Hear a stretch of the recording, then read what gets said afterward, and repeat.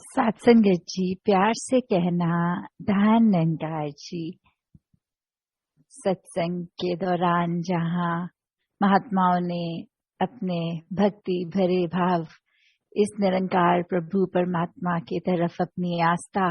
और हर पल इसी में ही जीते जी लीन लेने की जो ये प्रेरणा दी कि संतों का जीवन तो ऐसा ही होता है और हर एक इंसान में वो कैपेसिटी है कि वैसा जीवन जिया जा सके। बस ये जब ब्रह्म ज्ञान मिल जाए तो फिर हर समय ये निराकार ही याद रहे और सेवा सिमरन सत्संग के माध्यम से कैसे इसको हर समय याद रखा जा सकता है। और जैसे दासी के पीछे स्टेज के जो कोटेशन, जैसी दृष्टि वैसी सृष्टि, तो अगर इस बात पे ध्यान दें तो एक अगर देखें तो बात वही जो हर कोई समझाता है कि सामने वाला नजारा जो है वो हम उसको उस तरह देख रहे हैं जिस तरह हमारी नजर है। सामने वाला व्यक्ति हमें वैसा नजर आ रहा है जैसी सोच जैसी धारणा हमने उसके प्रति बना ली। जैसे कहा भी जाता है कि beauty lies in the eyes of the beholder. कैसे हम अगर खुद ही एक अच्छी नजर रखेंगे तो ही हम पूरे संसार को एक बहुत खूबसूरत मानकर देखकर कर सकते हैं। पर अगर इससे एक लेवल डीप और जाया जाए तो अक्सर जो हमारी दृष्टि होती है वो कितनी फ्लॉड होती है, उसमें कितनी कमियां होती हैं। उदाहरण हम सत्संग में भी बहुत बार ये सुन चुके हैं कि अगर कोई दिखता है सड़क के किनारे और नीयत हमारी होती है मदद करने की, तो हम उसको रोड तो क्रॉस करवा देते हैं और बाद में पता लगता है कि उस व्यक्ति को, उस वृद्ध व्यक्ति को तो सड़क क्रॉस ही नहीं करनी थी। तो कैसे चाहे हमने मन में इंटेंशन भी सही रखी, कुछ अच्छा करने का जज्बा भी रखा, पर वो निगाह, वो दृष्टि वहां चूक हो गई। उस व्यक्ति की, सामने वाले व्यक्ति की जरूरत को बिना समझे हमारे हिसाब से उसकी क्या जरूरत है उसको इम्प्लीमेंट करने की कोशिश करी। और वहां फिर वही बात, क्योंकि हमें लगा ये नजारा ऐसा होना चाहिए, हमने उसको वैसा बनाने की कोशिश करी। तो कैसे अक्सर वो उदाहरण भी सत्संग में बहुत बार सुना कि एक रिफ्लेक्शन में पानी की एक अगर कीमती कोई चीज नजर आए और हम हाथ डाल के उठाएं वो फिर भी हाथ ना लगे, और उसके बाद अपनी नजर को ऊपर करके देखकर समझ में आना कि वो चीज पानी में नहीं पेड़ पे टंगी है, उसकी सिर्फ परछाई नजर आ रही है और वो ही हमने हकीकत बना लिया है। कैसे बहुत बार एक किसी के लिए कुछ अच्छा करने की इंटेंशन जहाँ है, वो रिसीवर भी उतना ही इम्पोर्टेंट है जितनी हमारी इंटेंशन। काफी बार तो ऐसा भी होता है कि एक हम हाफ वे किसी की कम्युनिकेशन के बीच में जब जाते हैं, कोई कमरे में दो व्यक्ति अगर बात कर रहे हैं, अब उनकी बात का कॉन्टेक्स्ट हमें पता नहीं, पर हम जैसे ही कमरे में गए हमने कोई एक सेंटेंस सुन लिया या हमारी आंखों ने उस समय कुछ ऐसा विजुअल देख लिया जो लगता है दिमाग को कि ये कुछ गड़बड़ है या कुछ चीज ठीक नहीं लग रही, पर उसके पीछे की एक जो बात है वो हमें पता नहीं होती। सिर्फ हमारी कानों ने जो एक वो पंक्ति सुन ली, हम अपने मन की धारणा से उसके ऊपर कितना कुछ आधारित कर लेते हैं। हमारे हिसाब से वो व्यक्ति भी खराब हो जाते हैं मन में, चाहे उनको डायरेक्ट ना कहा जाए फिर भी हम उनके प्रति कितना भार अपने मन में बना के बैठते हैं कि वो व्यक्ति ऐसा कह रहा था, मेरे कानों ने खुद सुना है। तो काफी बार चीजें जो सुनाई देती हैं, जो दिखाई देती हैं, चाहे आंखों ने तो वो देखा, कानों ने वो सुना, फिर भी वो एक वैसी नहीं है। ये हमारी परसेप्शन, ये हमारे दिमाग का काफी बार ऐसे बोलते भी हैं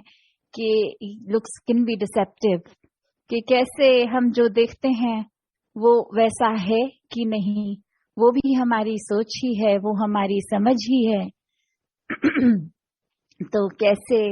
हर किसी ने जहाँ जब परमात्मा को मन में दर्शा लिया, इस निराकार के ऊपर हर ख्याल को अपने बेस किया, तो फिर वही बात जो दासी अक्सर लगभग हर सत्संग में ही रिपीट करती है कि ये बेनिफिट ऑफ डाउट जब किसी को देना आ जाए, जब मन से ये लगा कि शायद जो हमारा नजरिया है वही ठीक नहीं था, सामने वाला व्यक्ति तो बिल्कुल ही ठीक है, या फिर अगर कुछ गड़बड़ भी लग रही है तो कैसे, किस वजह से वो ऐसा हुआ होगा, जो हमारी आंखों ने कुछ विटनेस किया, हमने कुछ ऐसा फील किया, या फिर कभी किसी के कुछ बिहेवियर को ही देखकर मन में लगता है कि ये इंसान थोड़ा अजीब है। पर अगर हम वो भी समझना चाहें कि अगर वो कुछ ऐसा रिएक्शन दे रहा है तो वो उसके पीछे क्या कारण रहा होगा, और बहुत बार अगर ध्यान से उस व्यक्ति की जीवन को देखते हैं तो पता लगता है कि काफी बार हो सकता है वो व्यक्ति को कुछ अच्छे एक्सपीरियंसेस ना हुए हों, जिसकी वजह से अब उसका नेचर इस तरह तब्दील हो गया है। वो इंसान, वो व्यक्ति पैदा उस नेचर के साथ नहीं हुआ था, वो हालातों की वजह से वो थोड़ा खोरापन, वो थोड़ी रिएक्शंस अजीब वो आ जाते हैं। तो कैसे एक अपने आप को जहां स्थिर रखने की बात है कि दूसरों के रिएक्शंस, दूसरों का नजरिया, उस पे ना हम देखें, हम अपने अंदर अपना नजरिया, अपनी दृष्टि को ऐसी बनाएं जिस तरह हम चाहते हैं कि सृष्टि हो। तो ये बदलाव, ये खुद से खुद तक की जर्नी है। ये दूसरों ने तो जैसे हैं वैसे रहना है। किसी व्यक्ति को हम हजार उनकी कमियों के बावजूद भी उनको मन से बहुत प्यार दे सकते हैं और उसमें कोई खामी हमें नजर नहीं आती, और वहीं दूसरी तरफ एक व्यक्ति की सिर्फ एक कमी हो और सारी बाकी खूबियां, उस एक कमी को भी हम पकड़ के अपने मन में उसको क्रॉस मार देते हैं कि ये इंसान से बात नहीं करेंगे। तो कैसे हर समय हम अगर वही बात की जैसी दृष्टि वैसी सृष्टि, बस अपनी दृष्टि अपने नजरिए में जब इस निरंकार को बसा लेते हैं तो हर चीज इतनी प्योर, इतनी पाक वैसी ही दिखती है जैसे इस निरंकार ने हर चीज को ओरिजिनली डिजाइन किया, ओरिजिनली बनाया। ये शरीरों के द्वारा गलतियां होने पर भी वो जो रूहों की बात है तो वो तो हमेशा इस निरंकार की अंश ही हैं। कैसे उन पे कोई रंग नहीं चढ़ता, सिर्फ माया का रंग अगर हम कहें तो वो भी एक ह्यूमन एक्सपीरियंस जब इस बॉडी से होता है तो माया का असर वो आता है। तो कैसे हर पल इस निराकार को याद रखने से वो रंग भी अपने आप झटता चला जाता है, और फिर ये रूह इस परमात्मा के साथ मिलकर अपना असली रूप ये जीते जी इस शरीर में भी पॉसिबल हो जाता है। तो दासी और समाना लेके इन्हीं शब्दों से आज्ञा लेगी। साथ संगत जी, धन्यंकार जी।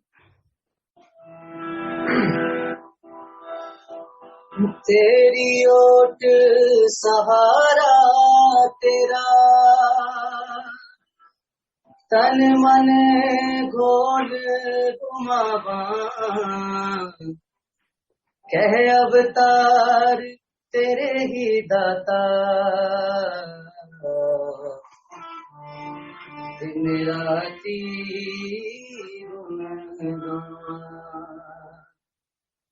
कह अवतार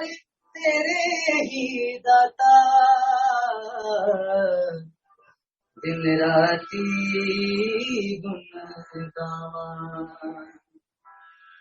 एक तू ही निरंकार, एक तू ही निरंकार, तू ही निरंकार, एक तू ही निरंकार। मैं हंसता बुलनहार, मैं हंसता बुलनहार, तू है दाता